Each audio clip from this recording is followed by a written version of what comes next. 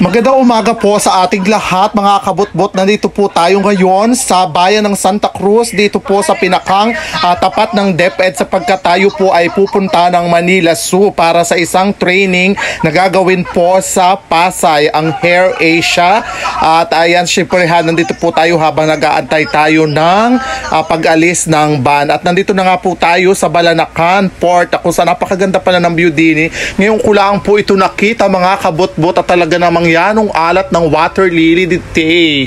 Ayan, makipapansin yung mga bago na pala ang daan di Taclabamba. Talaga namang hataw, beautiful talaga. At syempre tayo ay mataray ngayon kasi sa ito ay nasa unahan ng van going to Manila. Ito pong van ay diretso na ng Manila, hindi na po kami masakay sa barko para hataw. Kakaiba ang ating biyahe for today's video, guys. And syempre malapit na po tayong bumaba at sumakay ng barko. Ang alis po ng barko ay alas 10:30. Naiwanan po kasi tayo ng ay biyahing alas 6. Kaya ang nagawa po natin ngayon ay mag-aantay po tayo hanggang alas 10. Ako po ay nasuka. Kaya ito na po, nagalakad po kami papunta sa barko. Napakahaba lang ng aming inalakad. Dito ko saan pa nagpasikot-sikot at talaga ng maliit ang pasahero. At medyo ayan po, maaliwalas ang panahon. Nandito na po tayo, umaakyat na po tayo ng barko. At kita po ay po tayo ng barko, nakahiga sa kama. Masakay po tayo sa kama, masakay tuloy sa kama. Na mali po ang ating pag-edit mga kabutbot. Ay ako daw po ay pidpirin ninyo at lagi po ng sili ang inyong mga ungos. Yanong iingay po talaga ng mga pumupo na po kayo. Ay di ito'y Boelia mga kabutbot.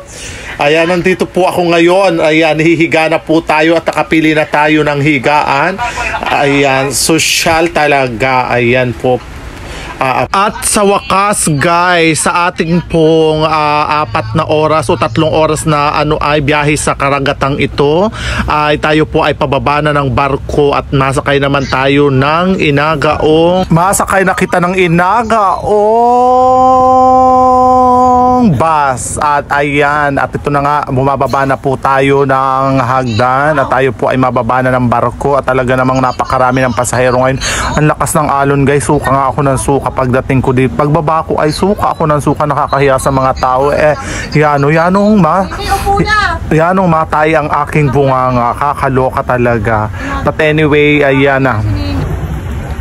Mapagod ang biyahe pero kinakailangan nating maglakad papunta sa sakayan ng biyaheng Cubao. At dahil mababa tayo ng Katipunan, at ito na nga po, naglalakad na tayo papunta sa sakayan ng bus.